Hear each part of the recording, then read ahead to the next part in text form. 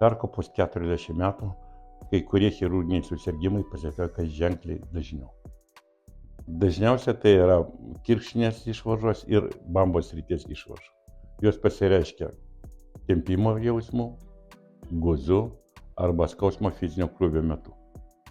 Negydant, jos gali komplikuotis. Su amžiumi dažnėja polipozės ir divertikuliozės reiškiniai. Dėl to ir nesant skundams reikalinga patikra.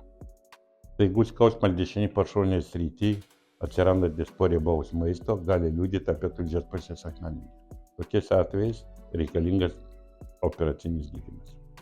Reguliarūs tyrimai po 40 metų turi tapti įpročiu, kadangi daugelis problemų gali būti spręsta ankstyvoje stadijoje.